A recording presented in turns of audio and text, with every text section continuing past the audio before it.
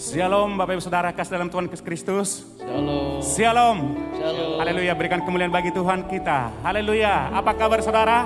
Luar biasa. Saya percaya kabar kita semua luar biasa. Amin. Amin. Kabar kita luar biasa bukan karena segala sesuatu sedang baik dalam hidup kita, tapi kita percaya apapun yang Tuhan izinkan dalam hidup kita, bahwa Tuhan bekerja luar biasa dalam hidup kita. Amin. Haleluya. Terpujilah Tuhan. Selamat menyambut Natal saudaraku. Biarlah di hati kita tetap ada damai sukacita yang daripada Tuhan. Terpujilah Tuhan. Dan mari kita saat teduh sebelum kita memulai ibadah kita.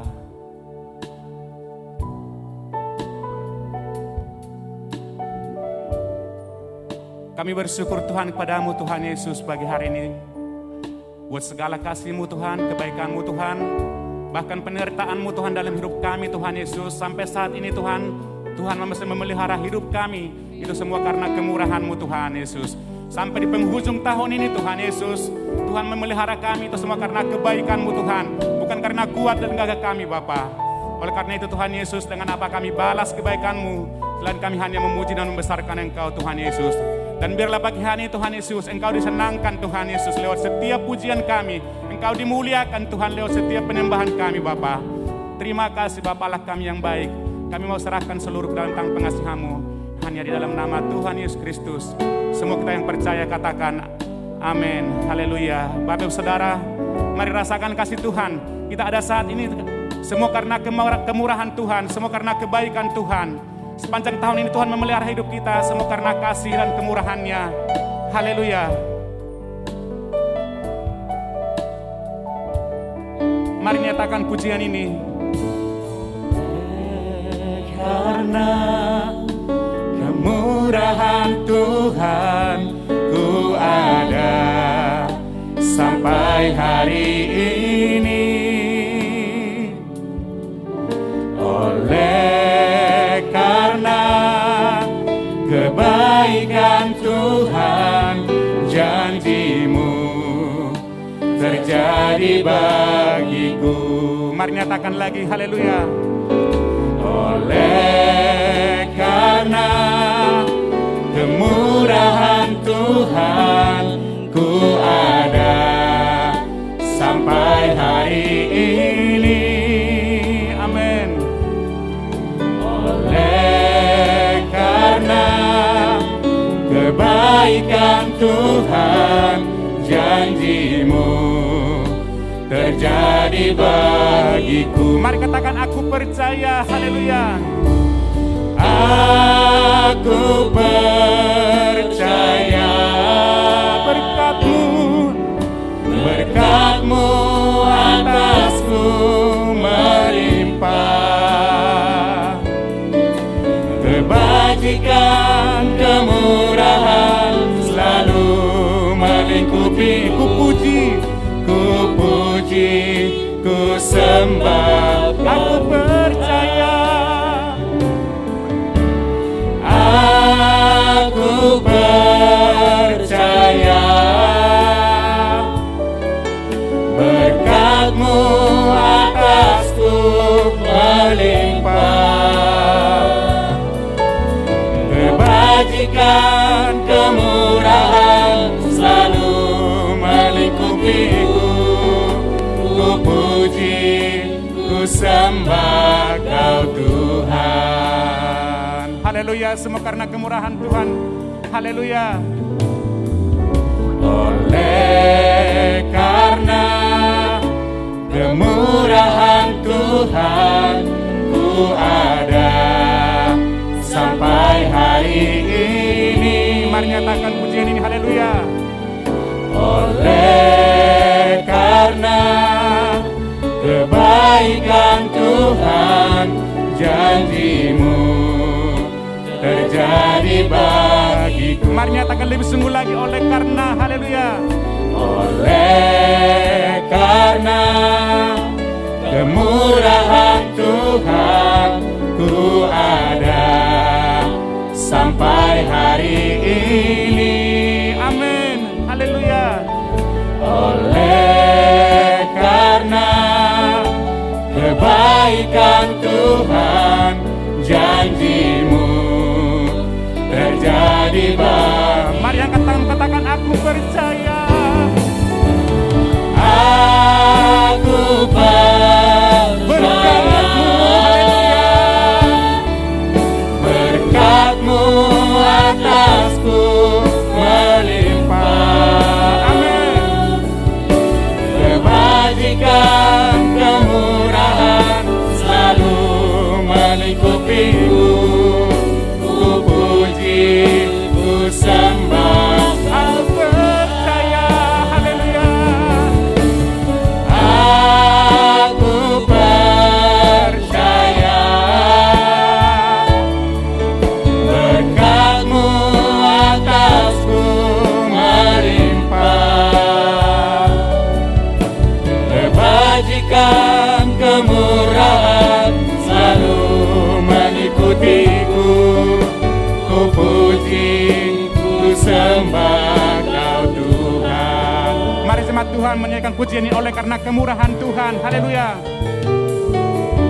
Oleh karena kemurahan Tuhan, ku ada sampai hari ini. Amin. Oleh karena kebaikan Tuhan, janji-Mu terjadi bagiku. Sekali lagi, lebih sungguh lagi, oleh karena kemurahan Tuhan.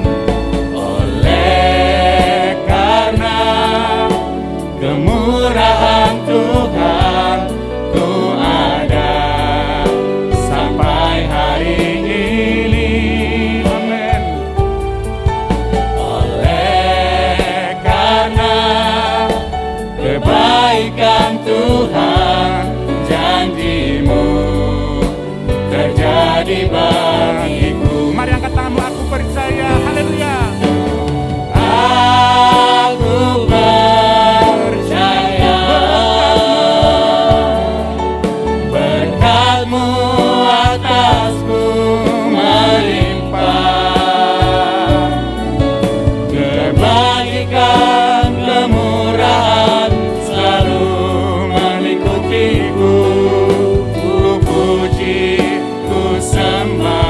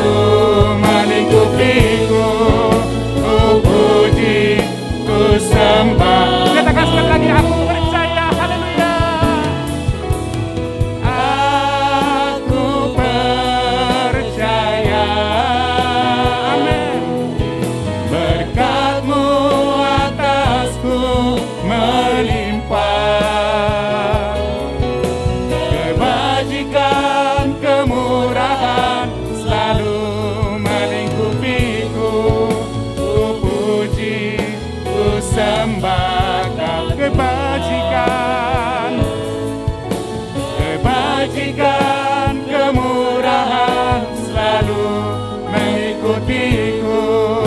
Ku puji, ku sembah, ku puji, ku sembah, ku puji, ku sembah Kau. Katakan lagi, ku puji, ku sembah, haleluya. Ku puji, ku sembah Kau, Tuhan.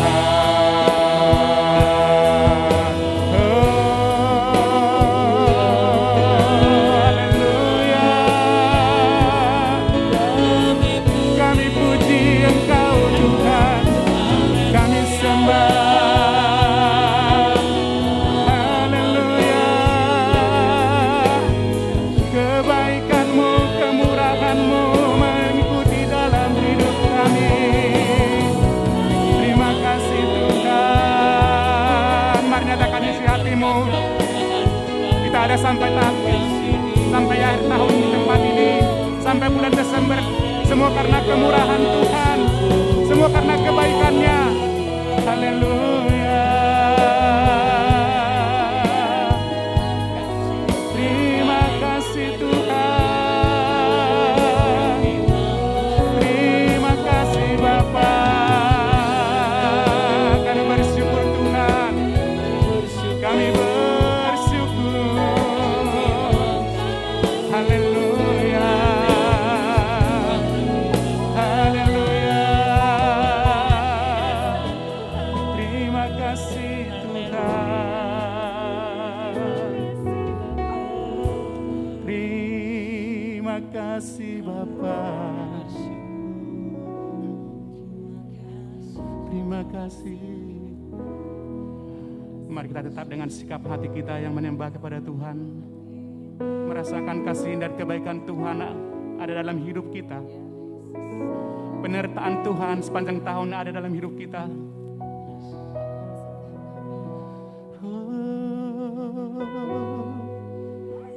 Terima kasih Tuhan. Terima kasih Bapa. Haleluya.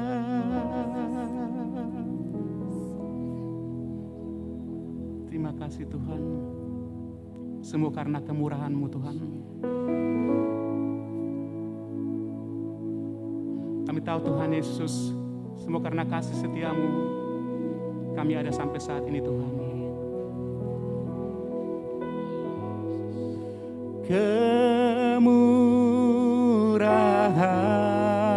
Kemurahan-Mu lebih dari hidup.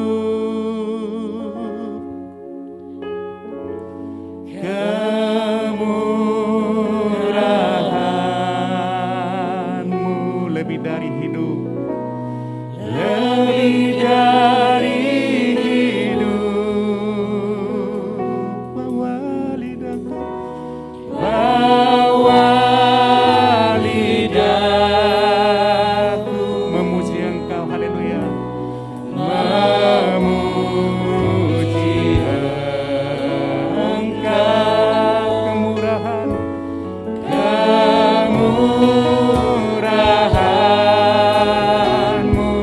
lebih dari hidup. Saya undang jemaat Tuhan untuk bangkit berdiri sambil angkat tangan kita. Kemurahan-Mu, haleluya.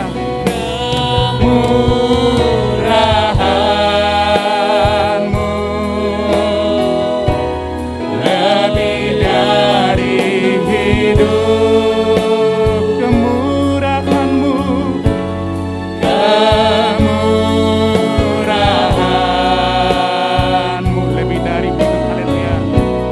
Lebih dari hidup. Bawa lidahku, bawa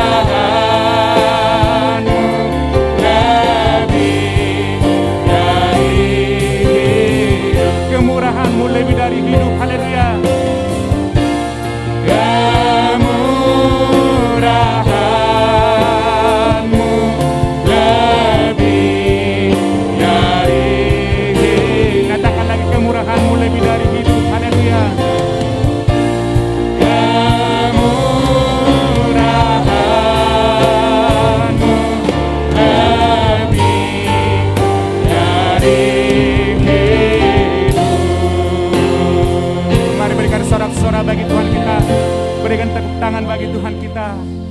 Terima kasih Tuhan Yesus, terima kasih Bapa. Benar Tuhan Yesus, semua karena kemurahan-Mu Tuhan, kami ada sampai saat ini Bapa. Terpujilah Engkau Allah kami yang baik. Dengan apa kami balas kasih-Mu selain kami hanya memuji Engkau Tuhan. Terima kasih Bapa, dan kami akan bersorak-sorak memuji Engkau Tuhan. Bebaskan roh kami, hati kami Tuhan. Kami memberi yang terbaik padamu Tuhan pagi hari ini Tuhan. Terpujilah Engkau Allah kami yang baik. Hanya di dalam nama Tuhan Yesus Kristus kami berdoa dan mengucap syukur. Semua kita yang percaya katakan amin. Haleluya, puji Tuhan. Puji Tuhan.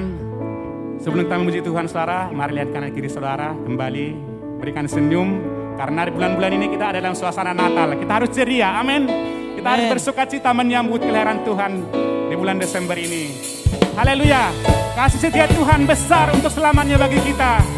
Haleluya, berikan kemuliaan bagi Tuhan.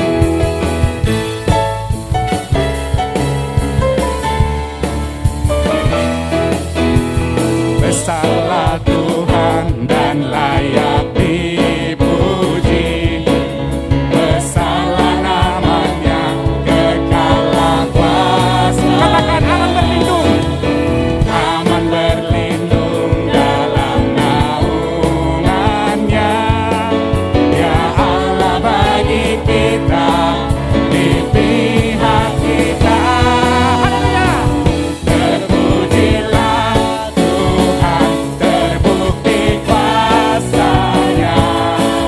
Dia telah menunjukkan kasih-Nya pada kita. Sebab Tuhan telah lahir menyayangi. Terpujilah Tuhan, terpujilah Tuhan, terpuji namanya. Yesus Allah perkasa. Haleluya.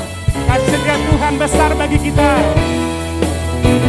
Besarlah Tuhan dan layak dipuji.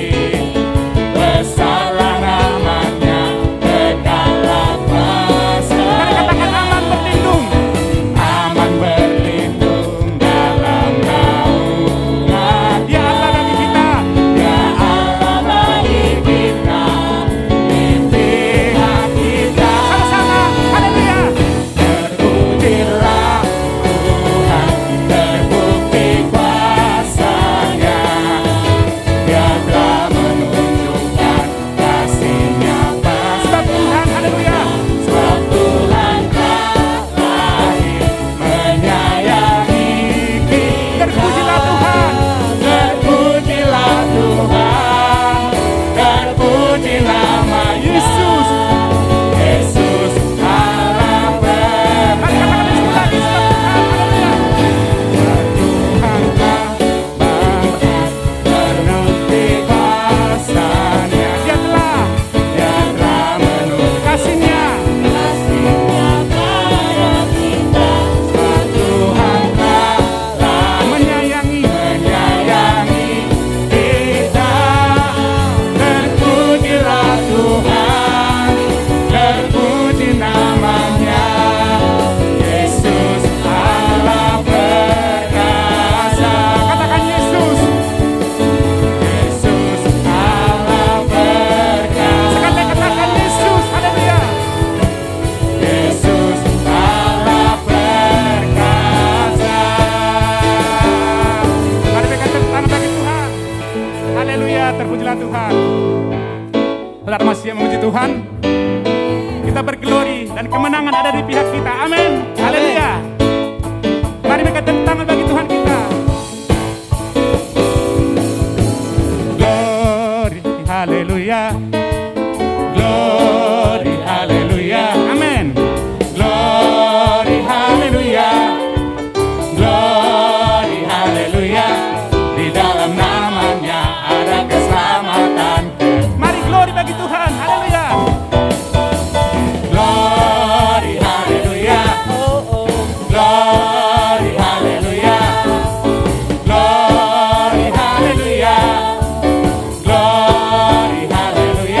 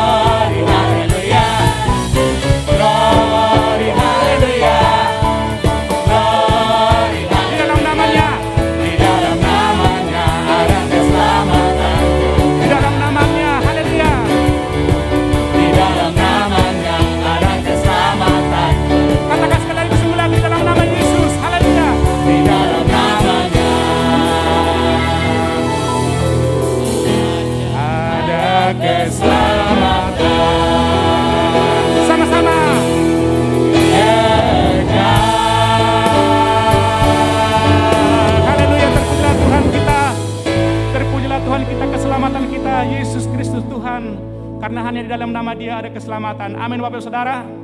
Haleluya, terpujilah Tuhan. Oleh karena itu Bapak Saudara, jangan kita meragukan kasih setia Tuhan dan pertolongan Tuhan dalam hidup kita. Karena hanya dalam nama Yesus ada keselamatan dan kemenangan.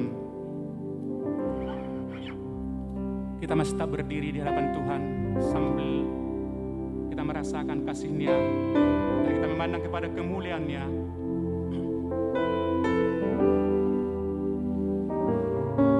Dia Tuhan yang kita kenal, bukanlah Tuhan yang sekedar kita lihat di gambar, di foto, apa di film. Tapi Dia adalah Allah yang benar-benar yang hidup, Allah yang Immanuel, Allah yang selalu menyertai kita, Allah yang tidak pernah meninggalkan kita 24 jam.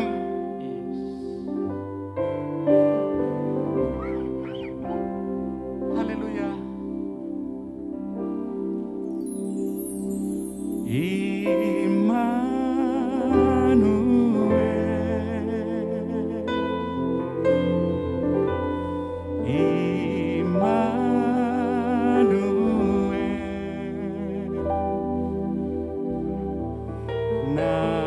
Namanya disebut Immanuel.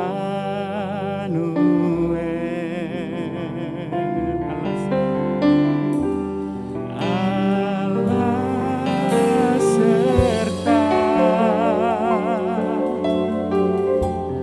dalam kita. Namanya disebut Immanuel. Mari katakan Immanuel. Haleluya. Immanuel, Immanuel, oh. Immanuel. Namanya disebut Immanuel. Namanya disebut Immanuel. Allah serta. Haleluya.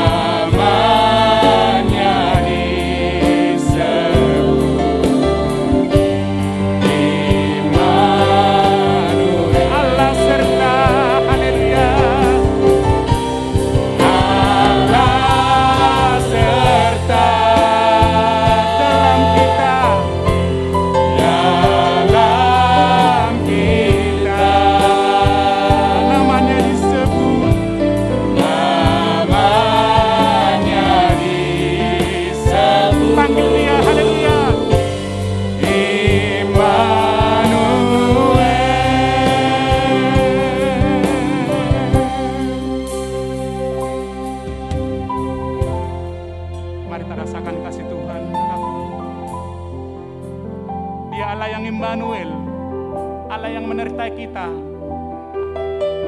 Allah yang bersama dengan kita. Yes.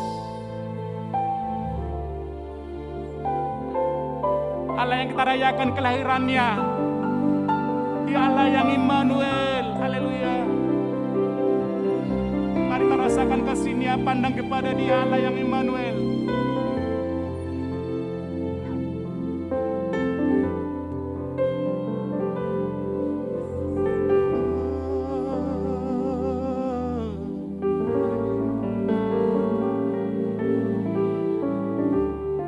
Terima kasih Tuhan. Haleluya.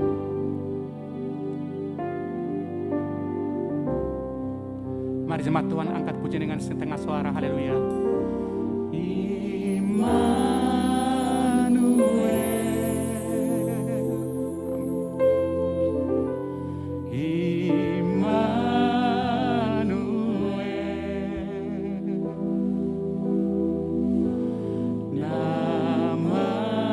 Namanya disebut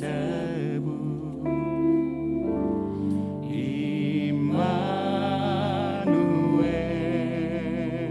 Allah serta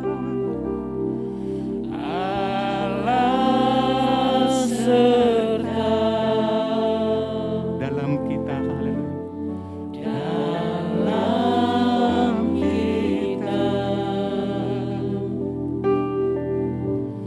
namanya disebut Immanuel. Mari agak lebih sungguh lagi sambil mengangkat tangan kita.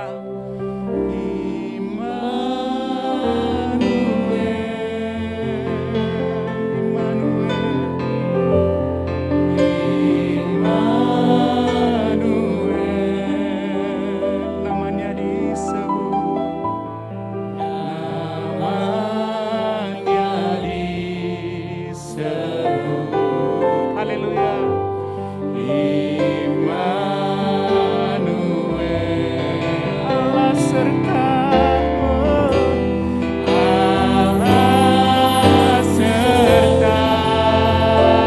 Dalam Tuhan, Dia selalu bersama dengan kita. Haleluya. Dia yang menyertai kita sampai kesudahan zaman. Haleluya. Namanya disebut Immanuel. Katakan sekali lagi, Immanuel. Haleluya.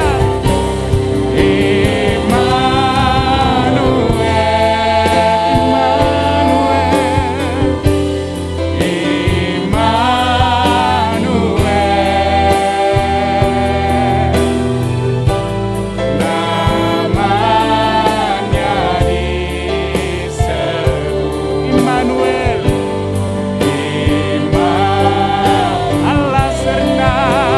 Haleluya. Allah serta dalam kita. Namanya disebut. Katakan Immanuel. Immanuel. Namanya disebut. Haleluya. Namanya disebut Immanuel. Oh, sekali lagi katakan lebih segera lagi. Haleluya. Namanya disebut Immanuel.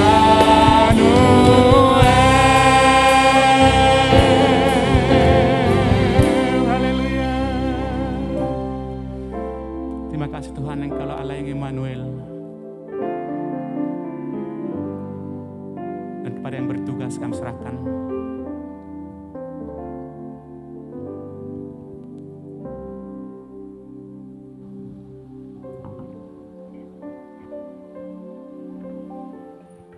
Mari Bapak Ibu kita satukan hati, kita akan berdoa untuk ibadah Natal kita sampai menjelang tahun baru nanti, supaya setiap kita diperlengkapi memasuki tahun 22. Dan juga untuk keamanan buat bangsa Indonesia selama kita menyambut Natal dan tahun baru ini. Bapa, kami bawa kehidupan jemaat GBI Batu Raja. Pagi hari ini kami memohon bersama-sama bersatu hati. Biarlah dalam perayaan kami, baik itu Natal tanggal 24, 25, dan ibadah tutup tahun nanti juga Tuhan, Engkau berbicara kepada kami Bapa, biarlah firman-Mu ini memperlengkapi kami Bapa, sehingga kami bisa memasuki tahun 22, mengerti apa yang Tuhan mau dalam hidup kami, menguatkan iman kami Bapa, dan kami berdoa untuk setiap umat-Mu yang lemah, yang komitmennya mulai kendor, yang kesetiaannya Tuhan juga mulai kendor. Kami berdoa melalui firman yang disampaikan dalam ibadah Natal maupun tutup tahun. Kami berdoa firman itu menjadi hidup, menjadi rema. Engkau memakai hamba-Mu yang akan berbicara, sehingga Tuhan setiap umat-Mu memasuki tahun 22, hatinya berkomitmen penuh kepadamu, menjadi kuat Tuhan, menjadi teguh menghadapi tantangan-tantangan di tahun 22 nanti Bapa. Dan kami juga berdoa Bapa, kami meminta di dalam nama Tuhan Yesus, setiap umat-Mu yang belum mempunyai komitmen untuk menjalani hidup bersama dengan Engkau, untuk berjalan bersama dengan Engkau Tuhan, Engkau sendiri yang menarik mereka kembali kepadamu. Engkau membuat umat-Mu Tuhan yang mulai mundur kembali lagi kepadamu Tuhan. Ini doa kami Bapa. Kami berdoa Tuhan, biarlah pujian ini menjadi bagian dari hidup kami. Immanuel, Allah bersama dengan kami, sehingga kami mengalami pengalaman-pengalaman bersama Engkau dengan indah. Kami tidak gentar memasuki tahun 22, karena ada Immanuel, Tuhan berjanji, Tuhan ada di tengah-tengah kami sebagai pahlawan yang memberi kemenangan buat kami. Di hadapan musuh-musuh kami, di hadapan tantangan-tantangan hidup kami, di tahun 22, Tuhan Kau sudah menyediakan kemenangan. Buat kami teguh dan kuat iman kami. Buat firman-Mu menjadi hidup dan nyata buat kami. Dan kami hidup di dalamnya mengalami janji-janji-Mu Tuhan. Terima kasih Tuhan Yesus. Ini doa kami Tuhan. Bawa kami Tuhan dalam pengenalan akan Kau ke tingkat yang lebih tinggi lagi Bapa. Dan kami juga berdoa untuk bangsa Indonesia Tuhan. Secara keseluruhan. Mulai dari Pulau Sumatera, Pulau Kalimantan, Sulawesi, Jawa, Bali dan Nusa Tenggara, Tuhan Kepulauan Nusa Tenggara sampai ke Papua. Kami meminta damai sejahtera Tuhan. Selama ada persiapan masa Natal dan Tahun Baru ini, biarlah umat-Mu bisa beribadah dalam damai sejahtera-Mu Tuhan. Dijauhkan dari segala bentuk teror apapun juga Tuhan. Bahkan juga bencana alam Bapa, biar umat-Mu bisa menikmati kebaikan-Mu menutup tahun ini Bapa. Biarlah ada ketertiban, biarlah ada keamanan dikaruniakan atas bangsa kami, kestabilan untuk Indonesia Tuhan. Seperti yang Kau janjikan sendiri Tuhan, Kau Raja Damai yang datang ke dunia. Biarlah damai-Mu Tuhan Kau tunjukkan Bapa, menguasai umat-Mu. Engkau mengadakan pembedaan yang bukan umat-Mu dengan yang umat-Mu. Sehingga Tuhan Yesus, di mana saja umat-Mu menyembah dan meninggikan nama-Mu, di situ ada damai sejahtera. Daerah itu diberkati oleh Engkau Tuhan, keamanan Kau karuniakan Bapa. Terima kasih Bapa, kami melepaskan damai sejahtera untuk bangsa Indonesia, untuk negara kami Tuhan. Terima kasih Tuhan, sebentar kami akan mendengarkan firman-Mu. Urapi hati dan telinga kami, buat kami memiliki hati seorang murid, mendengarkan firman-Mu dan melakukannya. Urapi Bapak Gembala yang akan berbicara kepada kami. Di dalam nama Tuhan Yesus kami berdoa.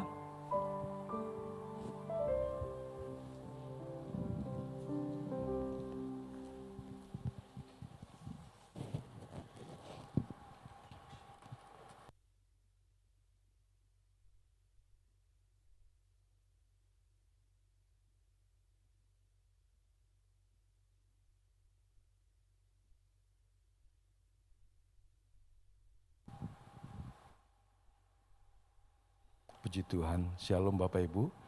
Kiranya kasih dan anugerah Tuhan turun atas kita sekalian pada pagi hari ini. Bersyukur selalu kepada Tuhan buat hari-hari yang kita jalani. Di dalamnya ada kasih dan kesetiaan Tuhan. Percayalah, bahkan tatkala kita tidak menyadarinya pun, Tuhan tidak pernah meninggalkan kita. Karenanya tetapkanlah hatimu untuk melekat kepada Tuhan. Bukan saja ketika kita sedang mengalami mau hal-hal yang menyenangkan, bahkan juga ketika kita menantikan hal-hal yang belum nampak oleh mata kita. Pagi hari ini saya mau mengajak kita untuk membaca sebuah kebenaran dari Injil Lukas pasal yang kedua, ayat 25, tidak satu perikop penuh, meskipun Bapak Ibu bisa membaca dalam konteks atau dalam perikop ini ketika hari-hari pentahiran itu selesai, jadi hari ke-8, hukum pentahiran orang-orang Yahudi membuat setiap orang yang melahirkan harus tinggal selama 7 hari. Dan kemudian hari ke-8 setelah proses hari pentahiran itu selesai pada tahap awalnya, mereka datang ke bait Allah. Nah, mari kita melihat ayat 25 langsung saja. Ada bagian yang nanti kita lihat tentang pentahiran. Tapi sekarang kita mau melihat tentang seorang yang bernama Simeon. Ayat 26. Adalah di Yerusalem seorang bernama Simeon. Ia seorang yang benar dan saleh, yang menantikan penghiburan bagi Israel. Roh Kudus ada di atasnya. Dan kepadanya telah dinyatakan oleh Roh Kudus bahwa ia tidak akan mati sebelum ia melihat Mesias, yaitu Dia yang diurapi Tuhan. Ia datang ke bait Allah oleh Roh Kudus. Ketika Yesus anak itu dibawa masuk oleh orang tuanya untuk melakukan kepadanya apa yang ditentukan hukum Taurat, ia menyambut anak itu dan menatangnya sambil memuji Allah, katanya, "Sekarang Tuhan, biarkanlah hamba-Mu ini pergi dalam damai sejahtera sesuai dengan firman-Mu. Sebab mataku telah melihat keselamatan yang daripada-Mu, yang telah Engkau sediakan di hadapan segala bangsa, yaitu terang yang menjadi penyataan bagi bangsa-bangsa lain dan menjadi kemuliaan bagi umat-Mu Israel."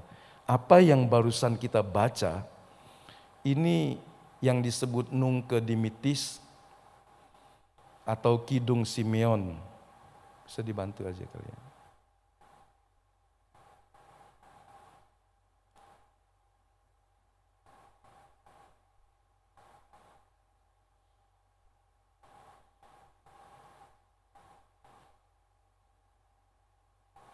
Ya.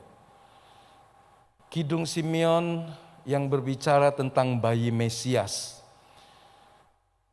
Apa yang dinyanyikan oleh seorang Simeon yang Alkitab berkata seorang yang saleh, yang menantikan penggenapan janji akan datangnya Mesias.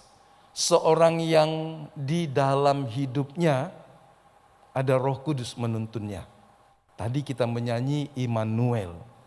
Saya mengajak kita untuk terus ingat, ketika Anda berkata tentang Immanuel, Anda tidak bicara tentang pribadi Allah yang hanya ada di sorga yang jauh, yang kita tidak tahu di mana tempat atau lokasi persisnya. Iman berkata ada sorga di mana Allah bertahta dalam kerajaannya. Tapi tatkala kita menyanyi Immanuel, kita juga percaya dan bersyukur bahwa Dia di dalam kita. Immanuel itu berarti Allah bersamamu, Allah bersamaku, Allah bersama kita, Allah berdiam di dalam kita. Sehingga Anda bisa berkata Dia bukan Allah yang jauh saja, tapi Dia Allah yang ada di dalam dirimu, di dalam hatimu. Sehingga ketika Anda menyanyi, Anda boleh meletakkan tanganmu sebagai sebuah pernyataan, Immanuel, Dia Allah yang Maha Kudus, Dia diam di dalam saya. Dia bersama saya. Ketika Simeon menyanyikan kidung ini, Dia adalah seorang yang hidupnya dituntun oleh Roh Kudus. Dan nyanyian ini kemudian nanti bersama dengan Hana dan semua orang yang saleh yang menantikan terbitnya terang sejati, bersama-sama mereka berdua meneguhkan sebuah kebenaran. Hukum dua saksi adalah hukum yang dipakai dalam kitab Musa. Satu perkara baru sah kalau disaksikan, diungkapkan oleh 2 atau 3 orang. Sehingga ini juga menjadi alat bukti atau sebuah dasar hukum ketika KPK menyebut orang tersangka, dia setidaknya harus punya 2. Setidaknya harus punya 2 alat bukti. Sumbernya dari Alkitab. Nggak bisa seorang berkata sesuatu yang salah tentang seseorang atau satu bukti saja. Masih lemah. Minimal harus ada 2 saksi. Dan Alkitab mengatakan hal seperti itu. Sehingga mengapa ada Simeon, seorang yang oleh tuntunan Roh Kudus datang ke bait Allah pada hari yang sama ketika hari ke-8 setelah Kristus lahir. Maka Hana juga seorang yang oleh Roh Kudus, yang meskipun Hana tinggal terus di bait Allah, tapi hari itu dia menampakkan diri bersama dengan orang-orang yang lain dan kemudian juga meneguhkan apa yang disampaikan Simeon. Dari hal-hal ini kita bisa melihat beberapa hal yang penting. Kalau kita bicara tentang sebuah janji yang diucapkan Tuhan, maka berapa lama Anda akan setia? Seperti Simeon, Hana, dan orang-orang saleh dalam perjanjian lama menantikan datangnya Mesias.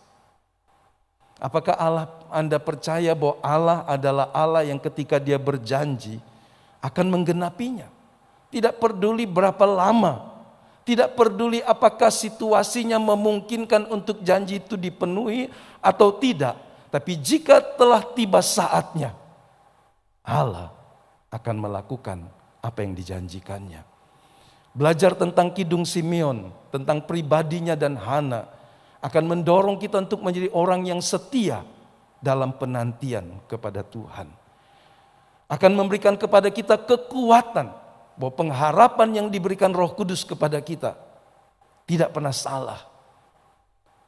Kelemahan kita, kekurangan kita tidak membatalkan atau menunda, menghalangi Tuhan untuk melakukan rancangannya. Karenanya lebih baik kita menjadi orang yang terus berpegang pada kesetiaan kepada Tuhan. Di akhir khotbah nanti kita menyanyikan satu pujian lama, sebelum saya lupa, yang menantikan Tuhan diberi kekuatannya. Gitu ya. Nanti WL pemusik ingat itu. Nunc Dimittis atau Song of Simeon itu menjadi sebuah pujian yang indah. Sama seperti yang kita baca, sekarang Tuhan perkenankanlah hamba-Mu pulang. Jadi dia minta pulang.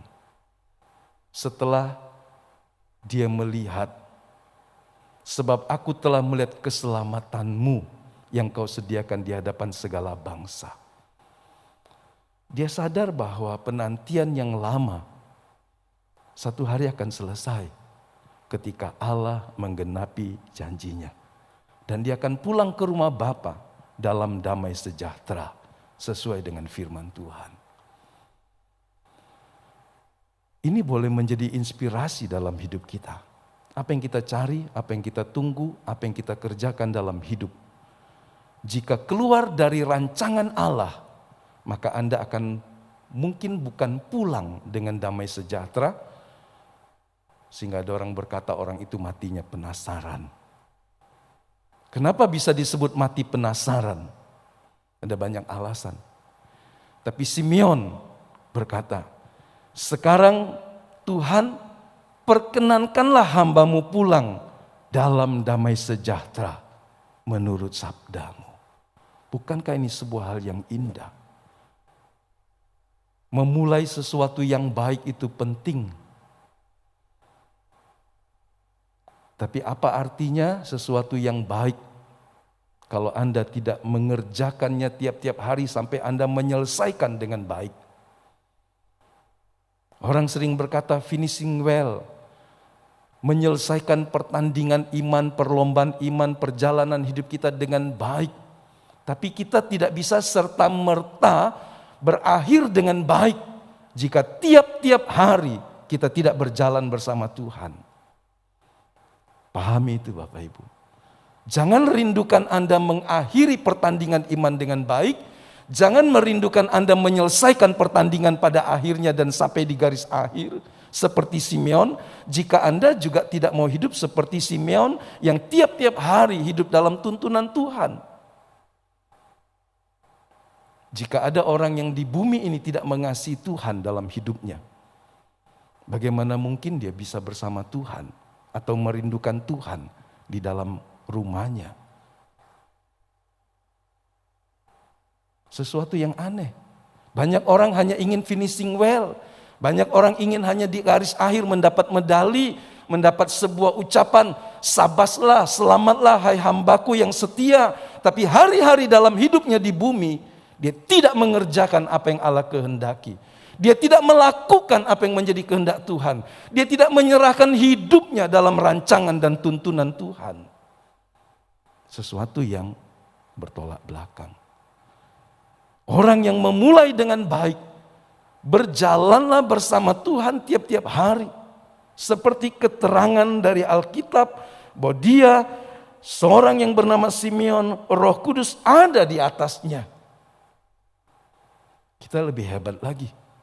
Roma pasal 8 berkata kita di dalam, Roh Kudus di dalam kita. Immanuel. Ini orang menantikan sesuatu yang belum datang. Tapi kita bisa berkata, Immanuel. Bapak Ibu bisa membedakannya? Orang yang menantikan sesuatu yang akan datang. Dan orang yang berkata, dia yang kamu nantikan, orang-orang perjanjian lama, Simeon, Hana dan seterusnya. Kami berkata Immanuel. Terhadap pribadi yang kamu nantikan, pribadi itu telah ada di dalam saya. Dalam hal ini, kita jauh lebih hebat. Bisa Bapak Ibu sadari? Anda menantikan yang akan datang, atau Anda bersyukur karena dia yang akan datang yang dinantikan orang perjanjian lama telah ada di dalam dirimu. Allah yang Immanuel.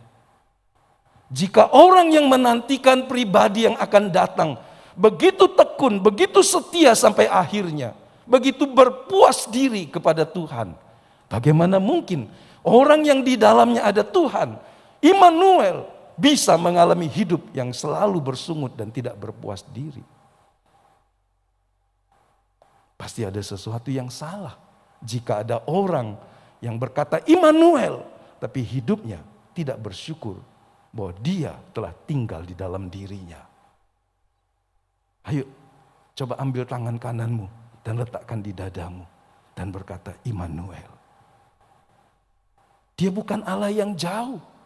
Dia bukan Allah yang akan datang seperti Simeon menantikannya. Tapi dia Allah yang telah hadir dalam hidupmu. Jika Kristus memang tinggal di dalam diri saudara, itu pertanyaannya. Apakah engkau telah membuka hatimu sehingga Kristus datang dalam hidupmu menjadi Tuhan dan Raja? Jika itu maka Anda bisa berkata, terima kasih Bapa untuk Allah, pribadi yang mulia itu dalam roh tinggal di dalam saya. Sehingga kita juga bisa berjalan seperti perjalanan hidup seorang Simeon. Apakah Anda merindukan hidup seperti ini, saudara? Atau Anda berkata ada hal yang lebih tinggi, yang lebih mulia yang harus saya kejar. Tapi seorang Simeon melihat keselamatan yang datang di depan matanya sudah membuat dia berkata, sekarang aku boleh pulang ya Tuhan. Bayangkan saudara, Tuhan menjadi segala-galanya. Tuhanlah puncak dari kesukaan hidupnya. Ketika dia melihat itu, dia berkata, aku sudah puas. Nah, Mempelajari ini akan membuat kita juga melihat pribadi Simeon. Ya, tadi kita sudah baca. Dalam ayat 26, 25, 26, Roh Kudus ada di atasnya. Dan kepadanya telah dinyatakan oleh Roh Kudus. Ini sebuah janji yang hebat. Roh Kudus menyatakan sesuatu yang bisa jadi pegangan dalam hidupnya. Bahwa ia tidak akan mati sebelum ia melihat Mesias atau Kristus yang diurapi itu. Inilah yang menahan dia. Inilah yang membuat dia tetap ada. Inilah yang membuat dia tetap menantikan dan memiliki pengharapan di dalam Tuhan. Dan ia datang ke bait Allah oleh Roh Kudus. Saudara lihat orang seperti ini adalah orang seperti Roma pasal 8 ayat 14 berkata. Seorang mungkin boleh tolong baca Roma 8 ayat 14. Atau yang di rumah mungkin. Tahun depan sepertinya kita akan hanya onsite saja ya. Bapak Ibu setuju nggak kalau tahun depan 2022 ibadah-ibadah minggu kita akan hanya membuka untuk pelayanan onsite. Nanti Bapak Ibu bisa memberikan pendapatnya. Siapa yang di gereja setuju? Hanya onsite saya supaya bisa melihat muka. Boleh tolong lihat? Bisa? Ya terima kasih. Maksud saya yang di rumah membacakan Roma 8 ayat 14. Komunikasi visual itu penting, saudara. Karena saya hampir sulit membayangkan jika ada orang nyaman kebaktian dengan tutup video dan kemudian entah apa yang dilakukan, semoga tetap dalam suasana ibadah, tapi sepertinya kenapa tidak mau membuka sekalian saja sehingga kita bisa melihatnya, kecuali Anda ada di tempat yang jauh sedang bepergian. Nah, siapa yang bisa menolong membaca Roma 8 ayat 14 yang suaranya jelas di situ? Ya.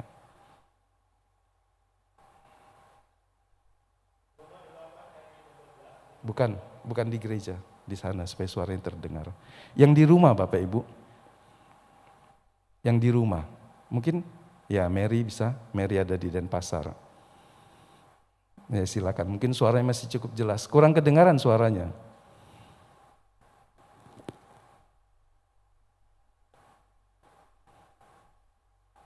Oke, enggak kedengarannya. Oke, mari kita baca sama-sama Roma 8 ayat 14.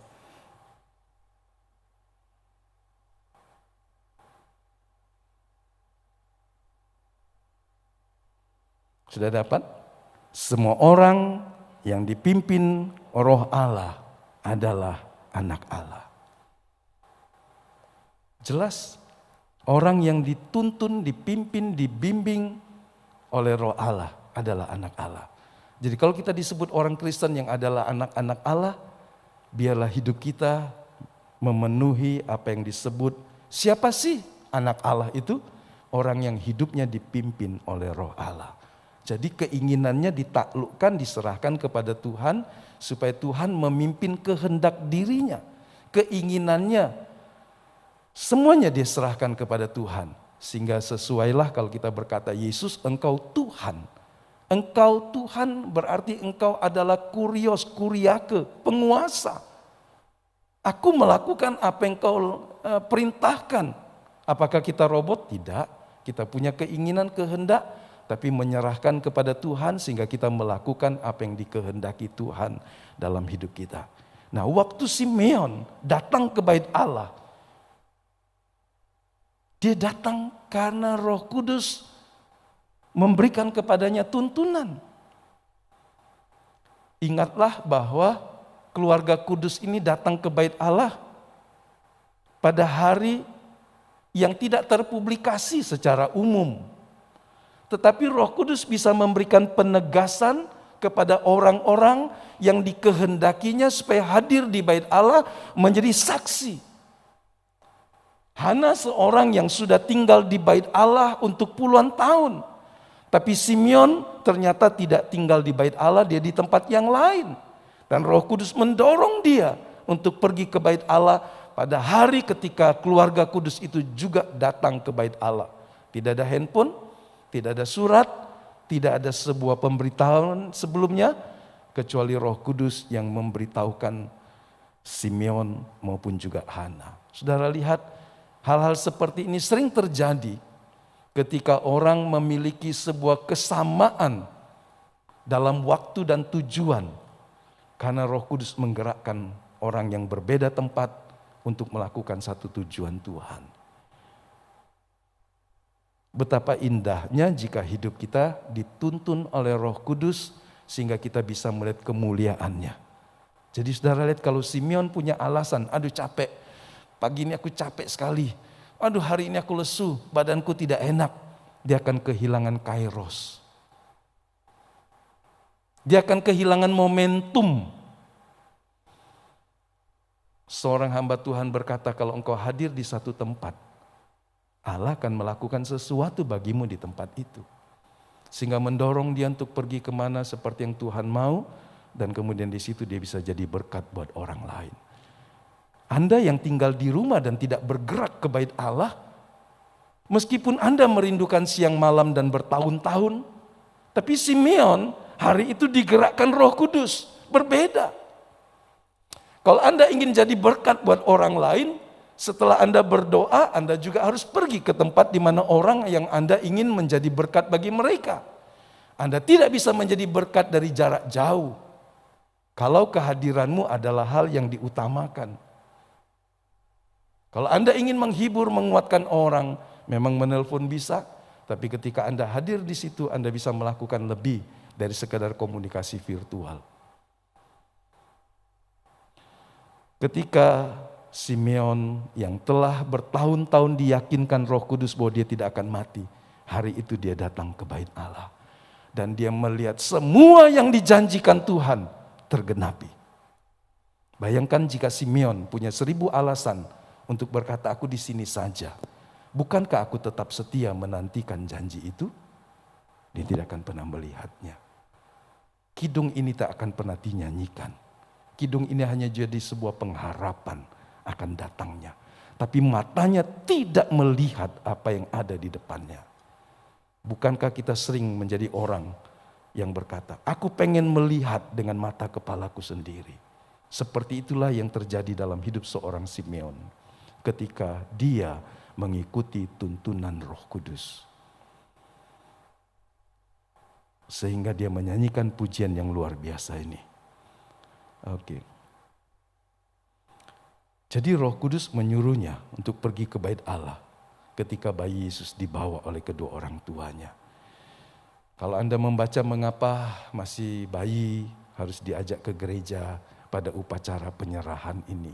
Ya, lain hari kita akan melihat lebih teliti lagi, lebih rinci. Seperti itulah orang-orang Yahudi harus melakukan ketentuan-ketentuan hukum Taurat. Di pastori lagi membaca kitab Imamat. Apa Bapak Ibu juga membaca kitab Imamat? Salah satu kitab yang bikin Anda ngantuk. Karena rumit dan mungkin Anda berkata bertele-tele amat sih proses pengampunan dosa, penebusan dosa, korban ini dan korban itu. Saudara, Kristus mati di kayu salib itu menyelesaikan semua tuntutan hukum Taurat. Entah dalam Imamat, hukum apapun juga, korban bakaran, penebusan dosa, pengampunan dan seterusnya, pendamaian dikerjakan Yesus di kayu salib. Sehingga apa yang sulit, yang rumit bagi kita, saudara bisa bayangkan seorang yang kesenggol dengan binatang saja jadi najis sampai matahari terbenam. Dia harus cuci pakaian. Seorang yang membantu orang berduka cita dan kemudian dia juga menjadi najis sampai matahari terbenam. Seorang yang mengeluarkan lelehan darah dan seterusnya, dia harus menjadi najis dan seterusnya. Orang yang kena dia juga jadi najis sehingga harus mentahirkan diri dan seterusnya. Saudara lihat, Tuhan mengajari umatnya untuk mereka hidup dalam kebersihan secara fisik maupun secara rohani. Dan kalau orang yang baru melahirkan ini kemudian sesudah mengadakan upacara pentahiran, mereka harus tinggal juga di rumah selama 30 hari.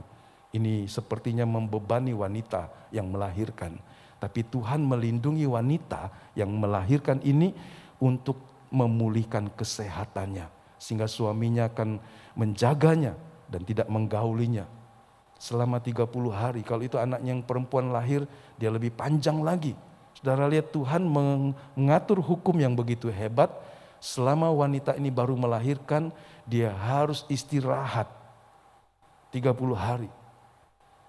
Tidak pergi kemana-mana, bukan untuk mengurung kebebasannya, tetapi supaya mereka bisa memulihkan kesehatannya. Jadi kalau kita melihat hukum Tuhan kadang-kadang menjadi sesuatu yang membebani. Tapi dalam rancangan Allah itu akan menolong kita untuk tetap pulih dan sehat. Anda lihat hukum Tuhan itu dari sisi mana? Sama seperti kita bicara tentang pagar Allah. Bagi orang pagar itu membatasi kebebasan. Tapi bagi kita yang mengerti pagar Allah menjadikan kita aman di dalam perlindungannya. Banyak orang ingin menghancurkan, menerobos, melompat keluar dari pagar Allah. Tapi sebetulnya alam ingin kita tinggal di dalam pagar perlindungannya. Karena di dalamnya lah ada janji-janji dan penyertaan semuanya. Jadi Roh Kudus memerintahkan banyak hal yang bagi kita orang masa kini pasti terasa sangat rumit. Nah, waktu Simeon tiba-tiba memeluk dan menggendong anak ini, bayi ini, pujiannya itu kan luar biasa. Seperti yang tadi kita nyanyikan. Dia tidak saja melihat dan tercengang. Karena inilah pribadi yang telah dinantikannya, Mesias, Allah dalam rupa manusia. Sehingga dia sangat ingin memeluk dan menggendongnya. Dan kemudian mengucapkan sebuah kalimat yang menggetarkan jiwa kita. Sekarang Tuhan, aku sudah gendong. Aku sudah melihat keselamatanmu. Biarlah aku ini pulang dengan damai sejahtera. Wah, pengharapannya cuma itu saja, saudara. Apakah ini gambaran dari orang sederhana di masa lampau? Hanya itu saja pengharapan hidupnya. Saudara lihat, kalau saudara sebelum pulang ke rumah Bapa, ke dalam kekekalan, saudara mau dibekali apa? Emas perak? Saudara bilang, Tuhan biar mataku melihat semuanya. Tumpukan-tumpukan kekayaan, baru aku bisa pulang. Padahal Anda gak bisa bawa apa-apa. Kalau orang yang senang sekolah, tumpukan-tumpukan ijazah dan semua diploma, semuanya, baru dia merasa lega. Karena di dunia dia telah melakukan semua yang dicari, dirindukan manusia. Apakah itu yang menjadi sesuatu yang membuat Anda berkata, kalau aku sudah dapat dan melihat memegang itu semua, baru aku pulang. Atau saudara kembali kepada hal yang paling hakiki dari seorang manusia yang akan berpulang kepada kekekalan. Ketika melihat, menerima, mengalami janji Allah, dia berkata, aku sudah cukup. Sekali lagi, apakah ini gambaran dari orang yang sederhana, yang hidup ribuan tahun yang lalu? Atau ini juga yang harusnya menginspirasi kita? Apa yang kita cari sehingga kita lelah dalam hidup? Dan kemungkinan ada orang yang karena mencari dan mengumpulkan semua, dia kehilangan harta terbesar di dalam kekekalan. Kalau Anda suka melihat orang-orang yang berpetualang, ada orang-orang di Colorado, ada orang-orang di daerah-daerah yang ada di negara bagian Amerika. Mereka sengaja mengasingkan diri dari keramaian, mereka hidup seperti seorang yang hidup hanya dengan akal, dengan kekuatan, dengan hikmat, dengan mereka yang punya, dengan tidak menggunakan semua alat teknologi, termasuk buat rumah, untuk hidup dan sebagainya. Mereka berkata, kami ingin kembali seperti orang kuno, orang purba. Bertahan hidup, menikmati hidup, tidak ada jam, tidak ada handphone, tidak ada satelit, tidak ada semua yang mengganggu dia. Kecuali dia hanya bertahan hidup dan melanjutkan hidup. Aneh juga kalau orang begini kan? Tapi saudara bisa bayangkan ketika manusia sudah sampai pada satu hal, maka dia ingin kembali kepada hal yang paling hakiki dalam hidupnya. Kalau Anda sudah mengejar semua dan berkata, ya cuma ini aja. Makan ini, makan itu, beli ini, beli itu, pegang ini, pegang itu, pergi ke sana kemari dan kemudian berkata, ya paling enak masih di rumah sendiri juga. Begitu enggak? Halo? Bukan berarti enggak boleh pergi liburan, saudara. Tapi kadang-kadang Anda makan ini, makan itu, pergi sana, pergi sini, beli ini, beli itu, dan kemudian berkata, ya yang penting hidup bisa menikmati kemurahan dan kebaikan Tuhan, itu sudah cukup. Halo?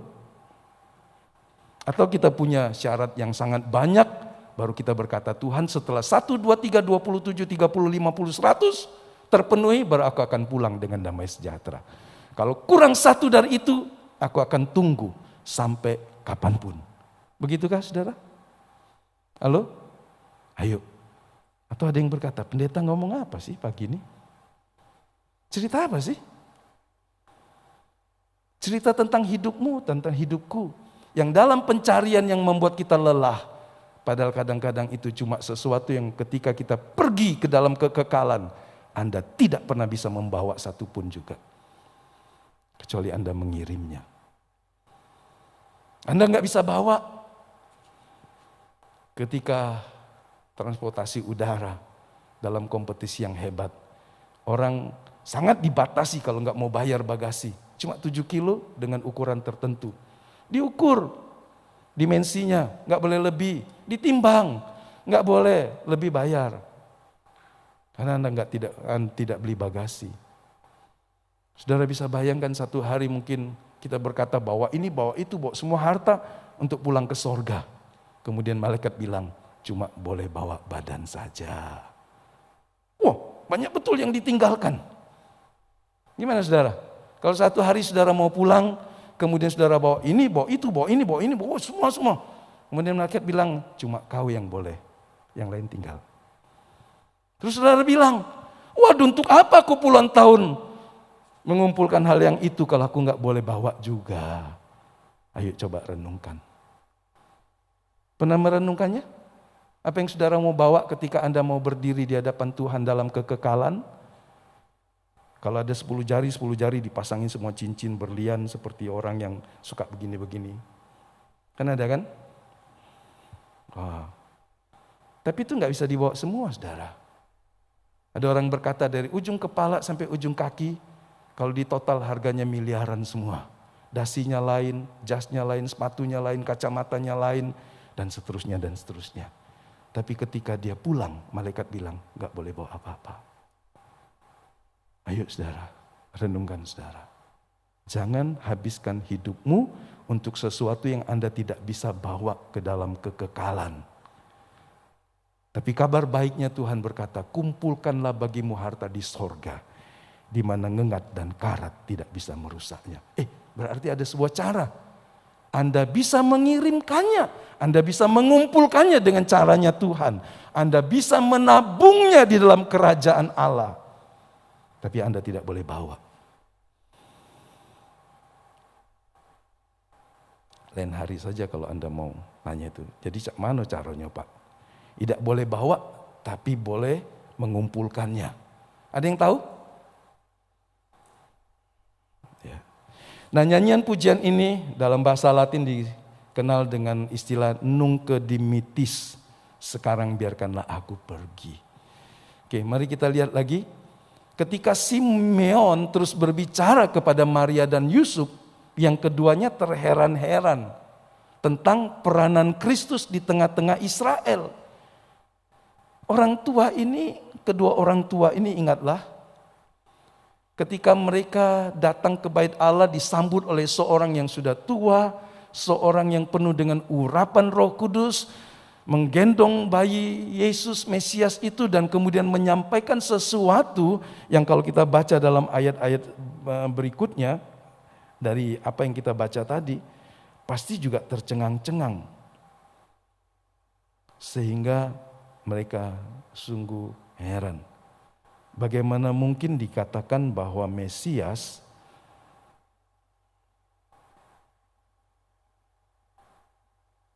ayat yang ke-34. Lalu Simeon memberkati mereka. atau 33 saja saya baca dulu. Dan bapak serta ibunya amat heran akan segala apa yang dikatakan tentang dia, tentang Yesus. Lalu Simeon memberkati mereka dan berkata kepada Maria ibu anak itu, sesungguhnya anak ini ditentukan untuk menjatuhkan atau membangkitkan banyak orang di Israel. Dan untuk menjadi suatu tanda yang menimbulkan perbantahan. Wah,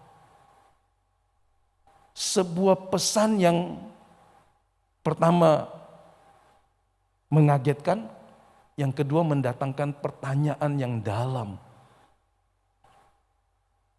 Saya percaya bahwa kedua orang tua ini telah menerima banyak pesan dari Tuhan tentang siapa yang dikandung oleh Maria. Tapi pernyataan Simeon saat itu membukakan mereka sebuah misteri yang tersembunyi. Akan menjadi seperti apa dan siapakah dia. Bahwa Mesias akan merupakan sebuah batu yang akan membuat sebagian orang tersandung. Dan bagi sebagian lain menjadi batu alas tempat berdiri. Sekali lagi, bahkan pribadi Mesias pun bagi sebagian orang akan jadi sandungan. Bagi sebagian orang akan menjadi sebuah hujatan. Bagi sebagian orang akan menjadi sebuah penolakan yang besar. Tapi bagi sebagian lain, Yesus adalah seperti batu penjuru yang dipakai untuk membangun hidup. Menjadi alas untuk tempat berdiri. Hidup dari awal sampai dia mati di kayu salib dipenuhi dengan kontroversi. Perbantahan, pertentangan. Pelayanannya orang bilang dari Baalzebul, ya kan? Wah, dia menghujat Allah dan seterusnya dan seterusnya. Saudara lihat, kalau Anda hidup benar, sebenar dan semurni Yesus pun tidak semua orang sepakat dengan Anda. Bisa mengerti Bapak Ibu? Bisa mengerti? Siapa dia? Seorang yang kudus, Allah dalam rupa manusia. Tidak ada yang salah yang dia kerjakan. Tapi pemahaman yang dangkal telah menilai dia sebagai sebuah sandungan. Orang bodoh, kalau dinasihati dengan kebenaran, dia bilang pesanmu itu terlalu tinggi dan aku gak mungkin bisa lakukannya.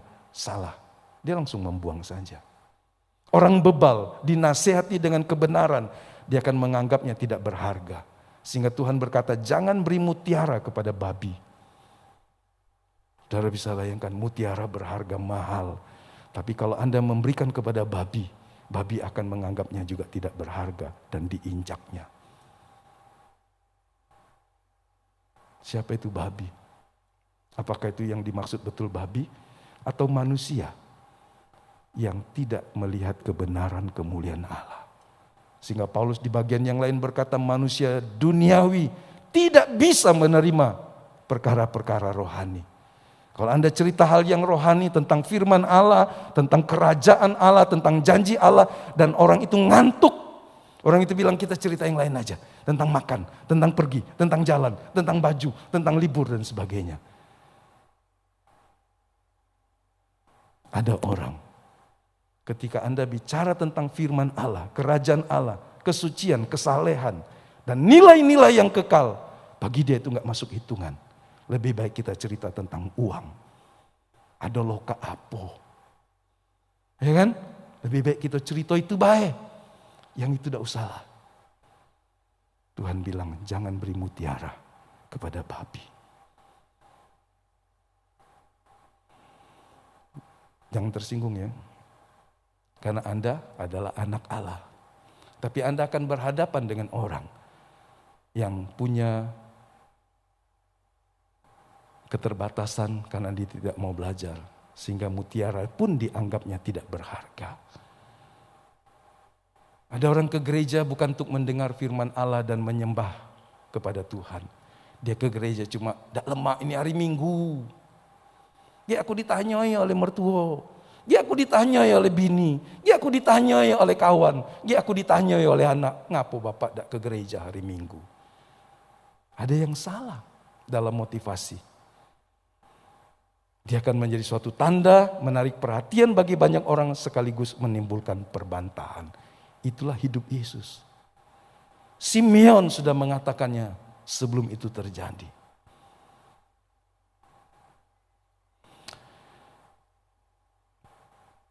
Dalam terjemahan yang lain, sesungguhnya anak ini ditentukan untuk menjatuhkan atau membangkitkan banyak orang di Israel dan untuk menjadi suatu tanda yang menimbulkan perbantaran, dan dengan demikian terbongkarlah isi hati mereka.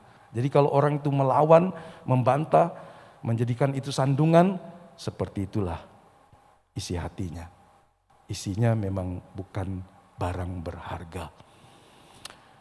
Kemudian dia berkata juga membangkitkan, ada kata itu. Berarti ini sebuah pertobatan bagi mereka yang imannya telah terkubur dalam dosa agar hidup kembali dalam Allah. Dan juga untuk menjadi penghiburan bagi umat Tuhan yang terpuruk dan tenggelam dalam penderitaan dan rasa putus asa. Ingatlah 500 tahun sejak mereka membangun kembali bait suci dalam pimpinan Hagai, Serubabel setelah pulang 70 tahun dibuang di negeri Babilonia, mereka tidak mendapatkan pesan firman Tuhan. Sehingga hampir 500 tahun itu orang Israel beribadah dengan seadanya. Sebagian orang sudah melupakan janji Mesias yang akan datang. Sebagian orang yang kecil saja masih menanti. 100 tahun, 100 tahun, 100 tahun, 100 tahun. Kapan janji Mesias itu akan datang? Bukan 1 tahun, 1 tahun, 1 tahun. Bukan 100 tahun, 100 tahun, 100 tahun, 500 tahun. Tidak ada sesuatu yang terjadi sejak mereka pulang dari pembuangan di Babilonia. Bisa bayangkan, menantikan janji yang berabad-abad. Bapaknya bilang, nantikan Mesias. Anaknya, waktu bapaknya sudah mau mati, Pak, Mesias belum datang. Percayalah, Mesias akan datang. Oke lah. Bapaknya mati, anaknya sudah besar, punya anak lagi, dia bilang kepada anaknya, nantikanlah Mesias, nak. Waktu bapak yang kedua nih, generasi kedua nih sudah mau mati. Anaknya yang generasi 3 bilang, Mesias belum datang, Pak. Nantikanlah. Saudara bisa bayangkan? Jika pesan berharga itu diteruskan dari generasi kepada generasi. Dan mereka yang telah menyampaikan berkali-kali, generasi di atasnya sudah mati dan janji belum datang. Apakah orang tidak menjadi lemah? Mereka akan lemah. Karenanya waktu Simeon datang, tidak banyak orang yang tahu. Hari itu adalah hari ketika Allah menggenapi janji yang bukan saja 500 tahun, 700 tahun dari masa Yesaya, tetapi ribuan tahun sejak Kejadian pasal 3 ayat 15. Kalau Anda berkata Injil yang pertama, itu ada di Kejadian 3:15. Keturunan wanita ini akan menghancurkan si ular itu. Itu yang disebut proto-evangelium, Injil yang pertama. Janji akan datangnya Mesias sudah Tuhan ucapkan sejak di Taman Eden ketika manusia jatuh dalam dosa. Tapi menantinya ribuan tahun. Kalau kita merayakan hari ini, jangan sampai kehilangan arti. Jangan sampai kehilangan maksud Tuhan. Mengapa kita mengalaminya, supaya kita terus menceritakan kepada orang tentang pengharapan, pengampunan dosa, dan seterusnya. Nah, kemudian dalam ayat 35, Simeon berkata begini, dan suatu pedang akan menembus jiwamu sendiri.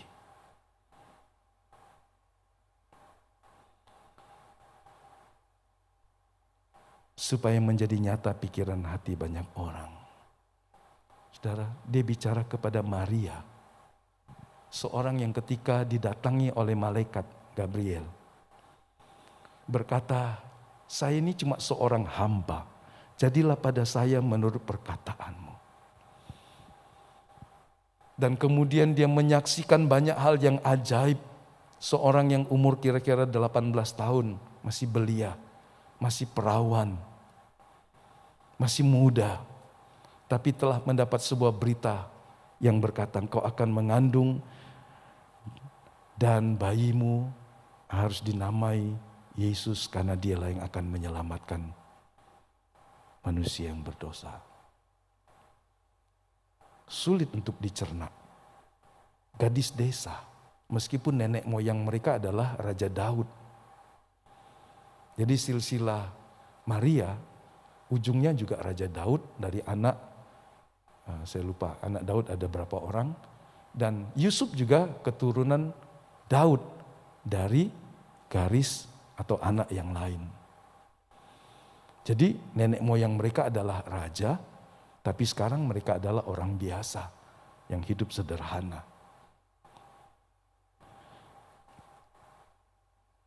Nah, sebelum saya masuk sedikit tentang Simeon lagi, kita bicara juga tentang Hana yang ada di dalam ayat 36. Lagi pula di situ ada Hana, seorang nabi perempuan, anak Fanuel dari suku Asyir. Ia sudah sangat lanjut umurnya. Sesudah kawin ia hidup 7 tahun lamanya bersama suaminya dan sekarang ia janda dan berumur 84 tahun. Ia tidak pernah meninggalkan bait Allah dan siang malam beribadah dengan berpuasa dan berdoa. Sedikit profil Hana, 84 tahun hidup dan paling banyak waktu yang dia pakai adalah berdoa, berpuasa dan tetap tinggal di bait Allah. Apalagi yang diharapkan dari seorang seperti ini, umur sudah 84 tahun.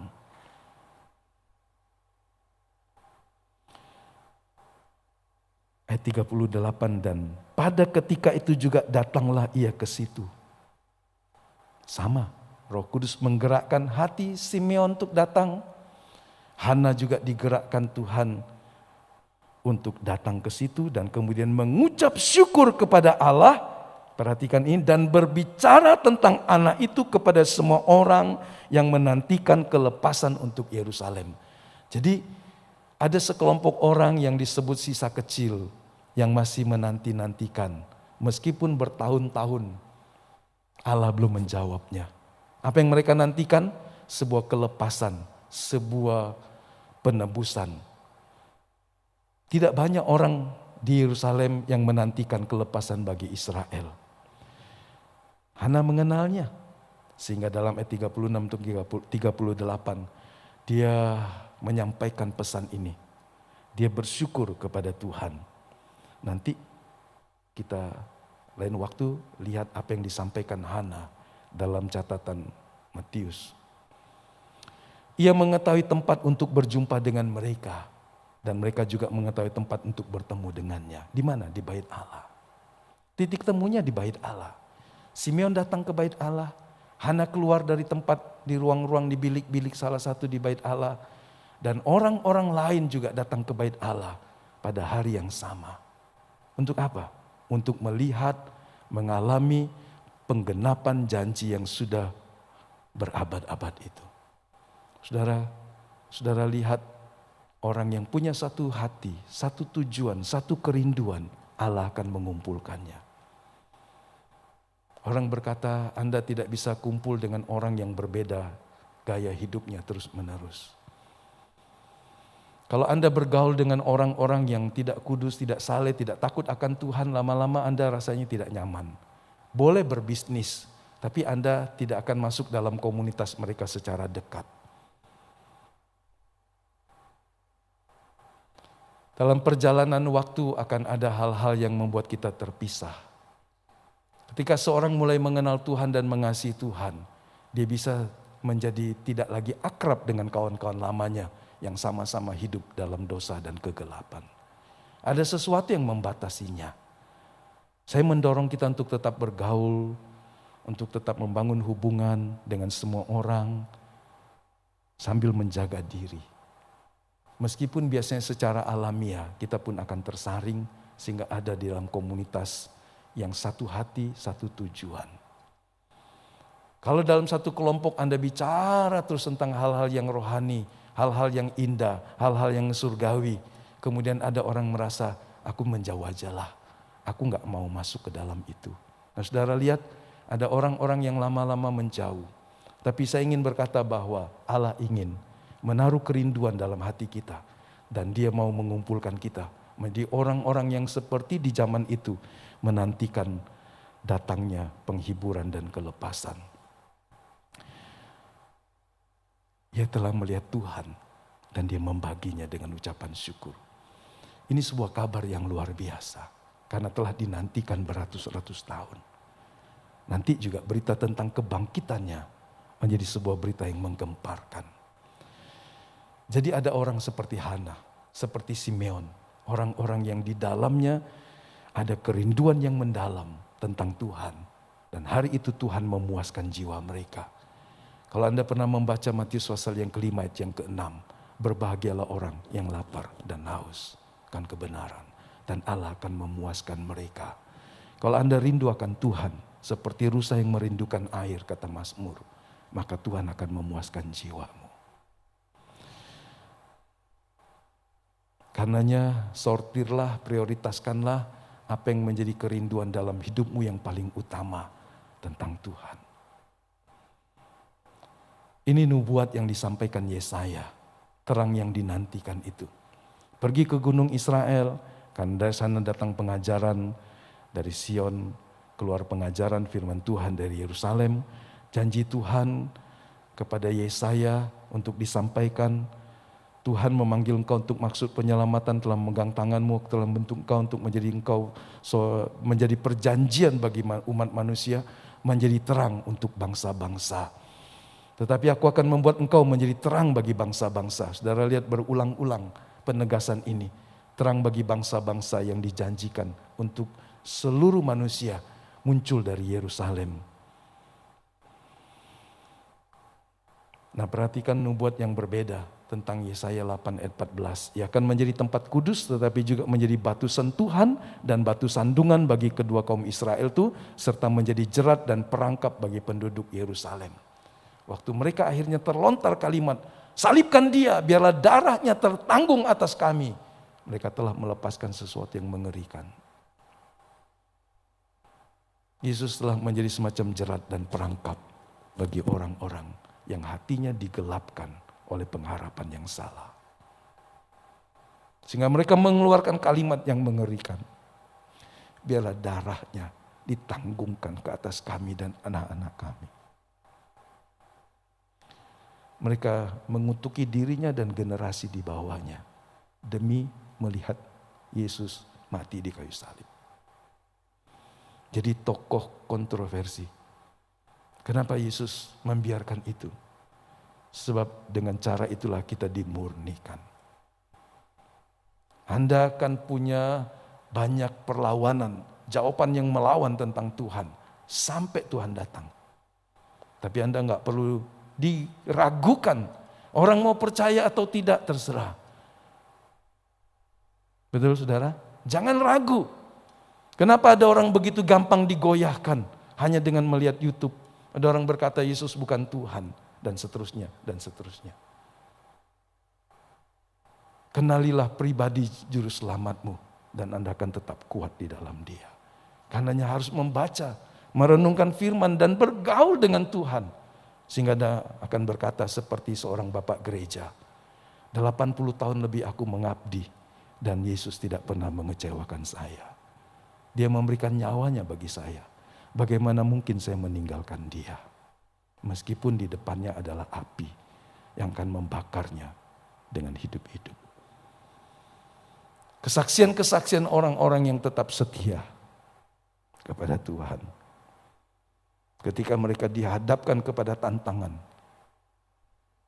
ancaman untuk menyangkal Tuhan, mereka tidak mau masuk perangkap seperti sebagian penduduk Yerusalem. Yang satu hari mereka berkata, biarlah darah orang yang benar ini ditanggungkan ke atas kami dan anak-anak kami. Kalimat itu mengerikan saudara. Kadang orang berkata, biarlah aku mati dalam dosa. Saudara bisa bayangkan. Seperti itu maksudnya. Bukan hanya dia, tapi anak-anaknya. Jangan ngomong sembarangan kalau Anda tidak mengerti. Jangan ucapkan hal-hal yang berbahaya tentang keselamatan kekalmu. Dan Anda berkata, daripada aku ke gereja, daripada aku setia, lebih baik aku mati. Enggak usah kenal Tuhan. Bergaul dengan orang seperti ini. Kadang orang suka ngomong yang enggak karuan. Karena hatinya dibutakan. Bicara tentang Yesus. Bicara tentang pengikut-pengikut Yesus. Murid-murid Yesus, orang Kristen, banyak orang tersandung dan berkata, lebih baik aku sampai mati gak injak gereja daripada melihat orang seperti itu. Kenapa begitu, saudara? Jangan. Ya. Ada orang gagal untuk diselamatkan. Mahatma Gandhi, ketika pagi sebelum dia ditembak mati, dia membaca khotbah Yesus di bukit. Dan dalam masa hidupnya sebelumnya dia selalu berkata, aku mengagumi ajaran Yesus. Aku mematuhi ajarannya. Tapi mengapa kalian pengikut Kristus tidak hidup seperti Kristus? Dia tersandung dan tidak pernah menjadi seperti orang Kristen pada umumnya karena melihat pengikut Kristus. Itu pilihan hidup. Kalau ada orang tersandung karena hidup orang Kristen yang tidak saleh, orang saleh itu, orang yang tersandung itu tentu saja harus mempertaruhkan hidupnya sendiri, mempertanggungjawabkan keputusannya. Tapi bagi kita, hiduplah sedapat-dapatnya dalam kebenaran. Supaya jangan ada orang tersandung karena hidupmu. Tapi kalau karena kebenaran orang tersandung, itu sebuah resiko. Tetaplah berjalan dalam kebenaran. Tapi uji kebenarannya, bukan kebenaran kita, tetapi kebenaran Tuhan. Oke, kita lihat sedikit tentang Simeon, atau banyak. Nah, perhatikan ini, sesudah Simeon mengucapkan sesuatu yang bagus, nung kedimitis itu, kidungnya, kemudian dia menghilang dari panggung perhatian. Tidak pernah ditemukan lagi. Sebab dia sudah bersiap mati pada usia yang lanjut. Hanya itu saja pengharapan yang paling ditunggunya. Siapa dia sih sebenarnya Simeon? Saya baru sekali ini mengkhotbahkan ini. Jadi dia kembali kepada Allah dengan puas dan penuh sejahtera. Karena matanya telah melihat keselamatan yang Tuhan berikan. Ada gereja ortodoks suci yang memperingati sinaksis Simeon yang suci dan adil sebagai penerima wahyu Tuhan setiap tanggal 3 Februari. Kenapa? Kenapa Simeon? Kita lihat sebentar latar belakangnya. Simeon ini adalah salah seorang yang dipilih pada masa kekuasaan Raja Ptolemeus 285 tahun sampai 246 tahun sebagai salah satu dari 70 rabi Yahudi yang terkemuka. Yang diberi tugas menerjemahkan Alkitab dari bahasa Ibrani ke bahasa Yunani. Sehingga Alkitab ini nanti disebut Alkitab terjemahan Septuaginta. Disalin, diterjemahkan ke dalam bahasa Yunani. Jadi perjanjian lama, perjanjian baru yang tersalin dalam bahasa Yunani. Meskipun bahasa asli perjanjian lama adalah Ibrani. Dan Simeon salah satu orang yang terkemuka dari 70 orang itu. Dia bekerja dengan teliti. Dan dia salah satunya ketika membaca dan menerjemahkan tulisan Nabi Yesaya sampai kepada sebuah nubuat dari pasal 7 ayat 14. Dulu tidak ada pasal, hanya gulungan-gulungan. Kalimatnya membingungkan untuk seorang sehebat Simeon. Sesungguhnya seorang perempuan muda, tapi dalam kata Ibrani digunakan kata alma, mengandung dan melahirkan seorang anak laki-laki, dan dia akan menamakan dia Immanuel. Itu sebuah pergumulan. Alma itu perawan, gadis, bukan hanya perempuan masih muda. Karena ada perempuan muda tidak perawan. Tapi ini Alma, dalam bahasa Ibraninya, Alma harus diterjemahkan apa? Dia bergumul. Karena kalau melahirkan berarti dia sudah bersuami. Punya hubungan secara biologis dengan seorang pria, berarti tidak lagi perawan. Sehingga lebih cocok mungkin disebut mungkin perempuan muda. Tidak lagi menerjemahkan alma dengan padanan kata bahasa Yunani sebagai seorang perawan. Tapi di tengah kebingungannya, malaikat Tuhan menampakkan diri kepadanya dan mencegahnya untuk tidak mengganti kata alma untuk diterjemahkan sebagai juga perawan dalam bahasa Yunani. Dan menjelaskan kepada Simeon bahwa terjemahan Simeon untuk nubuat mesianik itu benar dan sudah diungkapkan dengan benar. Tidak boleh robah. Jangan ganti sebagai wanita muda yang tidak lagi perawan. Kosakata bahasa Indonesia kan jelas, gadis muda. Anda bingung. Tapi kalau Anda berkata ini perawan muda, beda. Ya kan? Perawan berapapun umurnya berarti dia tidak pernah bersetubuh. Tapi gadis muda yang sudah bersuami, bersetubuh, dia tidak lagi perawan. Walaupun umurnya 17-16 tahun. Karenanya jaga ya, anak-anak muda ya. Sekalian ya kalau lagi pacaran, kalau masih namanya gadis belum menikah ya sudah tahan, jaga, jangan sampai kamu digoda. Banyak laki-laki hidung belang yang jahat, memperdaya wanita. Ya kan? Orang-orang terdekat di tempat kerja, guru agama seringkali justru menjadi perusak. Hati-hati, bahkan ada juga orang tua yang merusak anak tirinya sendiri. Jadi ini kejahatan-kejahatan yang sekarang menjadi sesuatu yang biasa. Jagai anak-anak gadis Anda supaya mereka tetap menjadi anak gadis yang disebut alma sampai hari pernikahannya.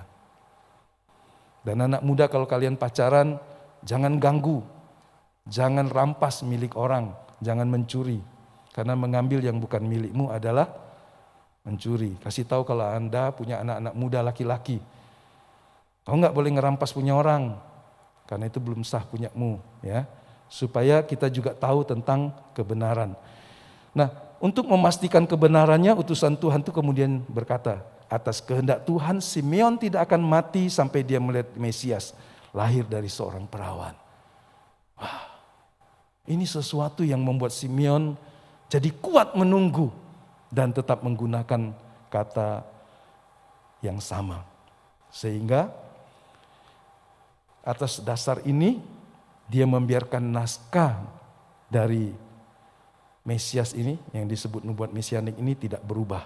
Dia tetap menggunakan kata parthenos yang dalam bahasa Yunani perawan, sama dengan alma dalam bahasa Ibrani. Kenapa ini penting, saudara? Karena kalau dia salah menerjemahkan hanya gadis muda, bukan parthenos, orang akan berkata Yesus itu dikandung oleh Yusuf. Kacaulah kita mewarisi sebuah Injil yang salah menerjemahkannya. Sehingga saudara lihat orang-orang yang saleh seperti Simeon ini dijaga Tuhan. Untuk hal-hal yang paling penting seperti ini Tuhan intervensi. Kau gak akan mati sampai kau melihat janji ini terpenuhi. Tertulis tetap parthenos. Kalau Anda baca dalam bahasa asli Septuaginta, kata alma tetap dipakai gadis, perawan, maiden. Ya. Sehingga terjemahan Septuaginta tetap menggunakan kata parthenos. Simeon bersyukur kepada Tuhan bahwa ia telah menemukan kebenaran ini dan dia dilayakkan untuk hidup dan bertemu dengan Mesias yang dijanjikan. Sehingga waktu kemudian dia berkata, sekarang aku pulang dengan lega. Ya, karena dia sudah menunggu begitu lama. Jadi ketika dia melihat Yesus dan perawan Maria, waktu Maria menggendong Yesus, Maria masih seorang perawan. Aneh, ya memang aneh. Karena benihnya bukan dari Yusuf, tapi benihnya dari Roh Kudus yang memakai rahim Maria. Baru setelah Yesus lahir, kita membaca Yusuf dan Maria punya anak-anak laki-laki. Yakobus dan berapa lagi anak laki dan perempuan. Yudas dan seterusnya. Tapi waktu mereka membawa Yesus ke bait Allah, Maria seorang perawan. Sehingga Simeon bisa melihat kemuliaannya. Makanya kalau Anda melihat ada gambar yang dilingkari cahaya itu juga bicara tentang sesuatu yang ilahi. Simeon yang tua renta itu penuh sukacita menggendong Yesus dan berdoa kiranya dia boleh meninggalkan dunia ini dengan tenang. Oke, apa yang kita bisa dapat dari pelajaran ini? Saya pikir banyak. Tetaplah setia dalam penantian, tetaplah percaya Allah tidak pernah gagal, tetaplah menjadi orang yang hidup dalam takut akan Tuhan. Yang setuju kita berdiri, kita akan nyanyikan satu pujian yang menantikan Tuhan, diberi kuat olehnya. Simeon menanti bertahun-tahun panjang. Hana menanti bertahun-tahun panjang. Dan hari itu Tuhan menjawab semuanya. Ada satu hari Tuhan akan berkata kepada kita, hai hamba yang setia, masuklah ke dalam kebahagiaan Tuhan.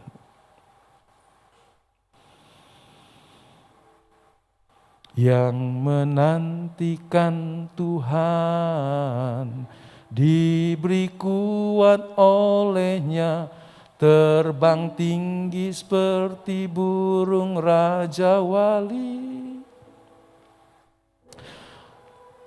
Tapi tiada lelah, berjalan tapi tiada lesu, yang menantikan Tuhan. Yang menantikan Tuhan, diberi kuat olehnya, terbang tinggi seperti burung raja wali. Berlari tapi tiada lelah, berjalan tapi tiada letih, yang menantikan Tuhan. Apakah Bapak Ibu nggak tahu lagu ini? Oke, belajar.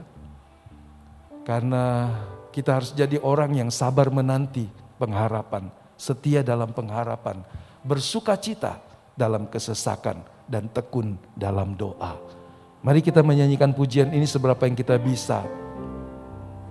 Buka suaramu dan katakan, kalau saya menanti-nantikan Tuhan dalam pengharapan, dalam kesetiaan, maka Dia tidak pernah mengecewakan saya. Yang menantikan Tuhan, diberi kuat olehnya, terbang tinggi seperti burung raja wali. Berlari tapi tiada lelah,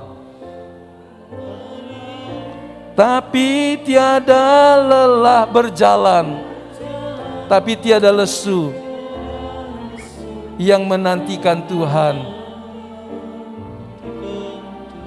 Tuhan, sekali lagi, yang menantikan Tuhan. Diberi kuat olehnya, terbang tinggi seperti burung raja wali. Berlari tapi tiada lelah, tapi tiada lesu, yang menantikan Tuhan. Ini doa kami. Ini ucapan syukur kami.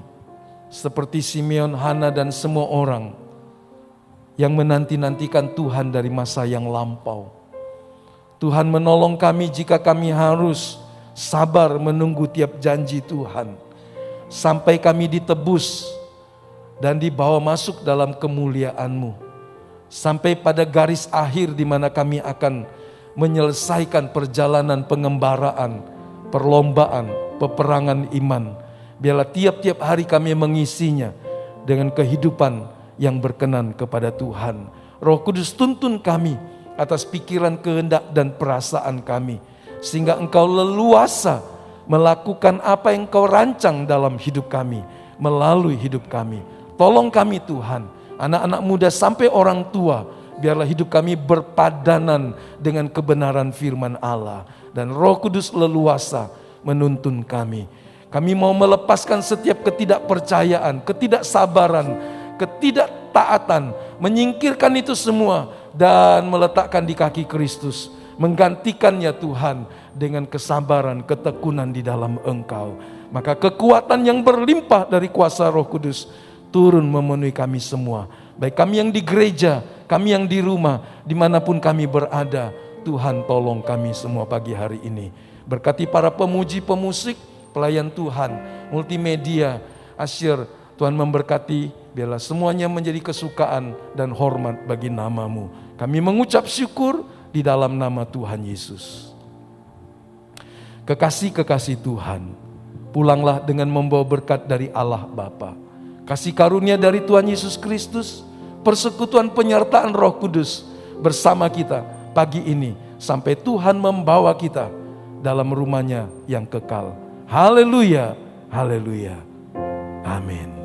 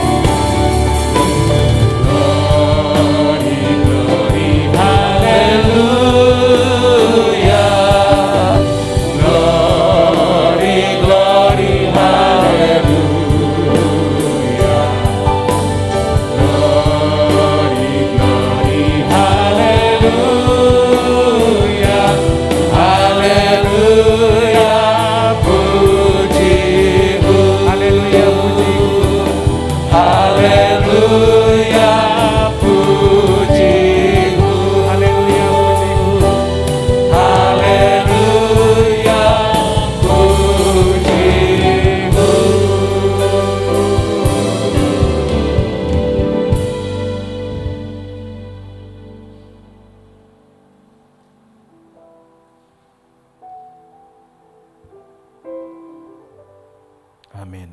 Puji Tuhan. Selamat hari Minggu. Tuhan Yesus memberkati. Natal kita tanggal 24 jam 5 sore. Kemudian tanggal 25 jam 8 pagi. Bapak Ibu bisa memilih, ya, tidak wajib dua-duanya hadir, boleh memilih. Tapi kalau mau juga boleh, ya. Dan tanggal 26 kita kebaktian jam 8 pagi.